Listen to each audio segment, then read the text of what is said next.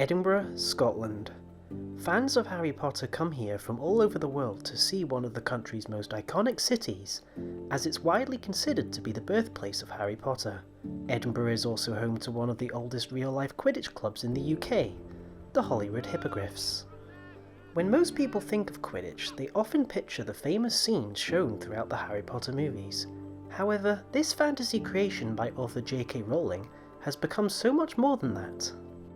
The real sport of Quidditch is a fast-paced, mixed-gender, full-contact sport that was invented in 2005 in the United States, and taking direct influence from J.K. Rowling's iconic series, it is played in communities and universities by hundreds of players throughout the United Kingdom and the rest of the world. Clubs compete against each other in teams of 21, with rotating squads of 7 aside on pitch at any one time. There are 3 chasers, who defend the hoops and attempt to score against the opposition by shooting or driving the quaffle, a volleyball, through any one of the 3 hoops on the opposing side, with a goal being worth 10 points. Then we have 1 keeper, who defends the hoops and works with the chasers in an attempt to score against their opponents. And then we have 2 beaters, who attempt to disrupt opposition play by throwing bludgers, a dodgeball, at opposing players. There are 3 bludgers in play at any time. Any player struck by a bludger thrown by the other team must drop the ball they are carrying, dismount their broom, and run back to their own hoops to tag back in before they can resume play. And finally, we have 1 seeker, who must catch the snitch and end the game. The snitch is worth 30 points and is attached to the snitch runner, an impartial official who has the job of preventing either seeker from pulling the snitch through evasion and physicality. I've been a fan of Harry Potter for a long time. Here's me in the Great Tall film set at the Warner Brothers studio tour. And here's me desperately trying to get through platform 9 3/4. But to me, it's always been this fictional world that I read as a child and later saw in the films. I'm spending some time in Edinburgh to meet the Hippogriff Quidditch team and find out more about this fantasy turned real life sport and explore some of the challenges the players and the followers of the sport have faced since its inception. The Holyrood Hippogriffs were founded in 2011 and compete across the UK and Europe. They mostly comprise of students from Edinburgh's universities, but welcome anyone to join. They train each weekend at the Meadows in Edinburgh, along with members of the Kelpies community Quidditch team who help train and develop the new players. Emma is one of these experienced players, and she's kindly invited me to her home to discuss more on the sport. Emma grew up in New Zealand and moved to Australia to study at the University of Melbourne. As a fan of Harry Potter growing up, she found her campus had its own Quidditch team and quickly signed up. Emma has been playing Quidditch ever since, and I'm keen to find out what keeps her coming back, and what exactly makes this sport so intriguing. The main people that get drawn in are Harry Potter fans, right? So you're going to get people that are usually very sort of nerdy or have some sort of exposure to the books. So that's sort of your number one factor. The next biggest sort of group of people that we draw in is actually the LGBTQ plus community. And the reason we draw them in is because we are the only mixed gender full contact sport in the world. Which means that if, for example, you were transgender or non-binary, there is actually a very limited space or very limited scope of sports where you can actually play the sport that recognizes your gender, and not only recognizes it, celebrates it and allows you to be a part of your team. The other makeup would be very highly professional people within the sporting industry who want to get involved in something that's developing really quickly. So we get a lot of people who've never heard of Quidditch, but on the administrative end are helping run the International Quidditch Association. And yeah, I hope that as time goes on, we're going to expand to a lot more sort of serious sporting competition. I know that in Texas, at one point they had scholarships for Quidditch players. So I'm hoping that as more money comes into the sport, more people will be invested in really getting on board and seeing it as a viable career path or some supplement to their CV at least. It's not just a sport, it's keeping me healthy and happy, but it's also, I've got all my friends around me. Wherever I travel in the world, there's a community of people. And I also think that the silliness kind of provides an asshole filter. I think you have to not take yourself too seriously to play Quidditch. And you kind of always like to take a bit of a joke and have a good time. I mean, you have to be if you're running around with a broom between your legs. What gets me coming back every single week is just how different it is and how much potential there is, how mentally stimulating it is, how physically stimulating it is.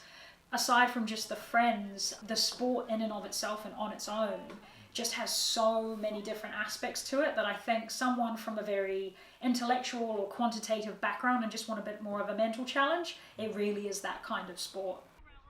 After spending some time with Emma and seeing her clear passion for Quidditch, I've begun to realise just how special this sport really is to the people that play it. There's a real sense of community here, and everyone old and new is made to feel welcome and included, no matter your age, gender or fitness level. In the short time I've spent with the team and the players, I've seen a real bond between everyone that I've just not felt in other sports before. Of course, playing Quidditch doesn't come without its own set of issues. Quidditch the word is trademarked by Warner Brothers, and this has caused a lot of red tape with the sport's usage of the word. I'm keen to find out more from Emma about the challenges this brings to the game. It is its own thing. It is its own sport. In fact, there's been the main issues because that trademark of Quidditch is owned by Warner Brothers.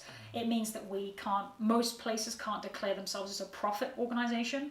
So we can't sell merchandise, for example, with the word Quidditch on it. We can't make significant amounts of money, at least to the extent where we can hire people long-term or full-time. Movie deals is another massive one. We can't go to various industries because Warner Brothers is a movie industry. If we wanted to get out and share our story, that would also require getting some sort of permission from Warner Brothers because we call the sport Quidditch. So the whole scope of this issue is sort of very much a David and Goliath kind of situation. In terms of strategies around it, there has been suggestions to change the name of the sport. One of the biggest candidates recently has been to change it to cue ball or quad ball, because there are 4 balls, quad ball. That would just help us kind of navigate and allow us to get the movie deals, to get us the sponsorship, to get us the funding. The other steps is to actually get us internationally recognized as a sport. Now, that takes a long time. You've got to have a certain level of criteria met. You need the infrastructure set up. And again, because we can't pay a lot of people, we don't have enough money coming into the sport to make it full time. Those lots of barriers are going to have to be entirely volunteer-led. So that's going to take a long time to produce. The more World Cups we run, the more international sort of presence we get moving on that end of things will help us kind of get more credibility. I know that there have been discussions to have us in the Commonwealth Games. There's even been demonstrations in the Olympics, in the 2012 Olympics. It's about gaining recognition, educating the public about Quidditch being a proper sport. And then in addition to that, there are various applications and criteria that need to be met with international federations of sport, with university sport campuses, which I know is a problem for a lot of sporting and clubs on campus. Because we are not officially recognised by the various countries that we play in as a sport, we're therefore not allowed to get university funding to be a sport. Again, so many different challenges, and that's another thing I find so inspiring about the Quidditch community in general, is despite all of these challenges, I think any other sport will have folded at this point, but because people love it and play it so much, you have people who give up and literally have a full-time job on top of what they're currently doing just to keep the sport running and making sure that people have an environment to play and make friends and keep building that community. So no doubt in my mind, 50 years from now, it'll be a fully fledged sport and fully recognized. And the longer we distance ourselves and the more time that passes between the Harry Potter generation and us, I think we'll be able to really push into that space. So for now, just fingers crossed, and we'll see what developments happen in that space. I'm nearing the end of my journey here in Edinburgh. However, there's one thing left for me to do. So, this is your broom. Okay, yeah. This is the ball, aka the quaffle. We're not going to warm up over there. I'm just going to start off with a quick little drill just to assess what you're throwing and catching's like. That's okay. Yeah, so not a great start.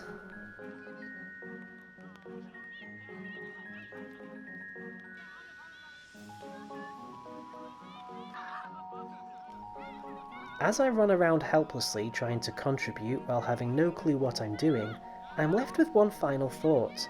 Even with my lack of skill and knowledge for this game, I couldn't stop smiling the whole time.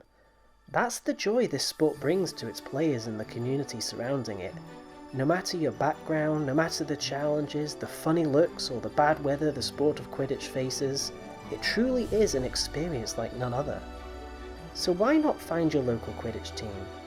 Pick up a broom, meet these amazing people, and join in on this truly magical sport.